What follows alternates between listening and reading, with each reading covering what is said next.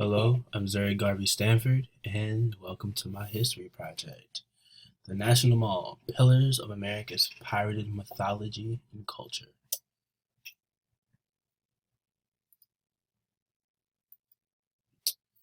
So while we're here today is we're going to highlight the cultures that have either influenced or were stolen from in the erection of monuments to memorialize figures of American mythology, and also how the people of these cultures have been disrespected by the very people who have taken and have been inspired by them.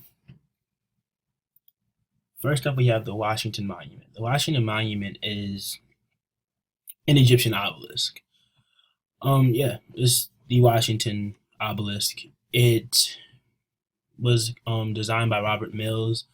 Robert Mills is said to be a Native American man, the first ever Native American educated architect. I find that hard to believe, seeing how the monument was erected in 1848 and Native Americans were not given access to education up until recently, around the same time that blacks were given the access to education.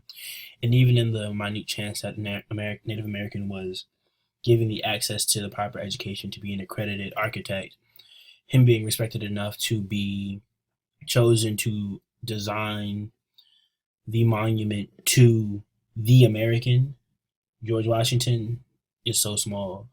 So I theorize that throughout time, the American government has whitewashed and changed, has changed the history to reflect a more tolerant American historically, even though America historically is just not racially or it's just bad. So who knows? Here's an Egyptian obelisk. You see it to the left. The French actually stole the one on the right. It was the French. Yeah, the French stole it. It was they traded it for a light bulb, and the light bulb was broken. So, they got Egyptians got played because they didn't have electricity at the time. So, crafty white people. On to the Jefferson Memorial. Thomas Jefferson, well, he was the author of the Constitution. He was also a known slave owner, one of the largest slave owners in American history. He he has a memorial.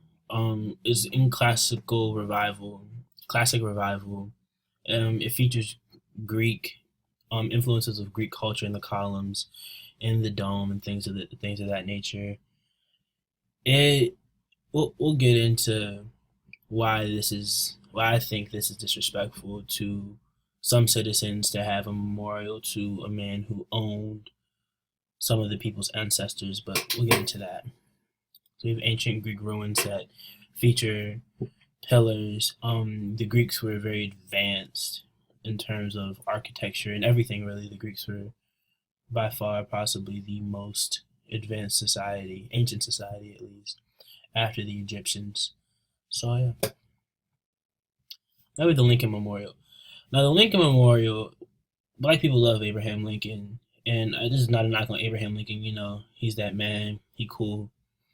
But the monument to him is actually not a reflection of Abraham Lincoln. It is stolen from Egyptian culture. If you look in history, there's no images, there's no image, there's no signature of Abraham Lincoln ever sitting down being his signature. His signature is his hat. Abraham Lincoln's hat. He had a hat. He was tall. He was a very big man. But yet they have him sitting down. Why is that? Could it be? You know, Possible. Maybe they stole that. Maybe Henry Bacon and Daniel Chester French stole from the Egyptians and never gave any credit. At least with the Washington Monument, there's credit is given in the national park website, and on the actual site it says inspired by the ancient Egyptian obelisk. There's no credit given here. Now, sitting down isn't unique to Egyptian culture, but this is the only monument where the deic figures of importance are sitting down, in that nature at least. So this is all I want. Come on. Just want to see the receipts, man. Just want to see the receipts.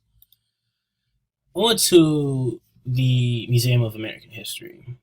The Museum of American History is the museum of white American history, essentially, with subsections for different people who have had to fight for those sections. So ostracized and segregated. There's the black section, there's the native section, there's the Asian American section, but it makes it's just disrespectful in the sense that it's seen as other than American history, even though it's encompassed in the Museum of American History. It's not included. It's not meshed in along with white American history. Maybe the Holocaust Museum. Now, I only bring up the Holocaust Museum because America has various tragedies, being the genocide of Native Americans, slavery, and things of the sort. Yet in 1980, when there was no memorial to any sort of wrong done in American history upon any people of color that presently live here, the government took it upon themselves, and other private investors, of course, to make a Holocaust museum. Now, the Holocaust was a tragedy, of course, and it deserves to be memorialized, but it's not our tragedy. It's not an American tragedy. And the fact that there's no museum to memorialize or even apologize for slavery or the genocide of Native Americans, I mean, I don't know. I feel as though it's disrespectful to memorialize another country's tragedy, another people's tragedy, than tragedies have been taking place on this very soil. Even the soil of Washington D.C. Like, this was a hub of selling people. Like, what? It's crazy. So we have museums to celebrate Native American the Native American people. It's called the Museum of the American Indian, which is ignorant because they're not Indians. They're Native American. They're Americans. They're not the American Indian. They are the Americans. So, white people, eh? But, it's I think that this should be included in the Museum of American History as opposed to ostracized to its own subsection. Like I said, it does celebrate them. It's an amazing museum. You go in there, it's amazing. But it's crazy. Like, if there's no section and there's no area to highlight the genocide of Native Americans, and even if there was, it wouldn't even have the same undertonings and tone as the Holocaust Museum. It would be like, oh, this happened, get over it. No, the Holocaust Museum is, oh my God, this tragedy. Like, you can't really speak in the Holocaust Museum unless you're a tour guide. Like, you're kind of looked at weird if you speak. And then we have the Museum of African American History and Culture. This museum I'm happy it's here. Like the Native American Museum, I think that it should be encompassed in the Museum of American History. Um, but they feel the need to highlight certain cultures. I just feel like it's disrespectful. It's similar to Black History Month, whereas Black history is American history, and the fact that it's felt as is needed to highlight different cultures as separate from from American culture, or separate like subsections of American culture. I feel as though it's disrespectful to those cultures, saying that it's less than American history. Is beneath it, so beneath it that it needs to be brought up and celebrated, and a microscope needs to be put upon it, as opposed to just normalizing it and teaching it and celebrating it along with the rest of American history.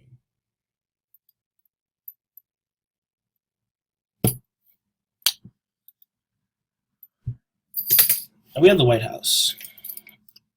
I bring the White House into this is because the White House is the house of the commander in chief, the president. It's the residence and workplace in principle, as the internet says, well, the world or whatever. It was built in 1792, and the person who works here is essentially the person who leads the country, alongside the other two branches of government, with Congress, House of Representatives, and the judicial branch with the Supreme Court and all those judges that are encompassed in that. Now, the White House, the president historically has been preoccupied with that of historically has been preoccupied with issues of foreign affairs more so than domestic issues, and just the track records of each president, even Obama. And I think that needs to change. We need to focus on the issues presented here in our country, here on our soil. What's happening here? What's the problem? What are the problems here? And it really speaks to America's culture of policing the world, and it's evident even within its own bounds of people that aren't considered quote unquote American, meaning white Americans, are highlighted and watched upon and celebrated when doing right, but admonished when doing wrong. Whereas every excuse is put out in the book when someone who is quote unquote American does something wrong. Every excuse is put out in the book, mental illness, things of the sort. Like with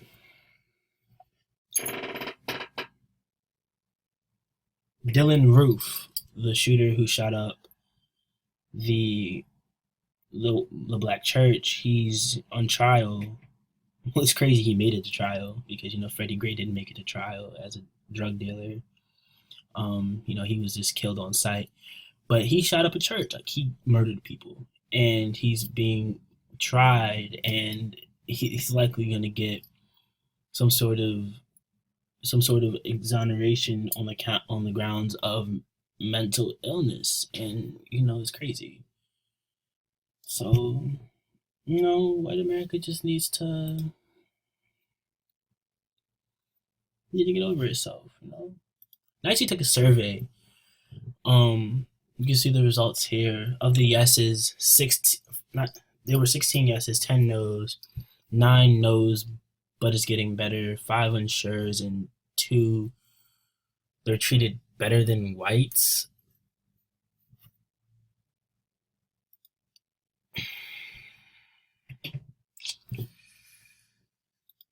So yeah, of the yeses, 12 of them were whites. Of the no's, actually 6 of them were white as well. And then no, but it's getting better, all of them were people of color. I chose that option. 5 were unsure. That was a pretty mixed bag. But the 2 they are treated even better than whites. You can kind of guess what they were. So yes, thank you for coming on my walking tour, and hope you have a good day.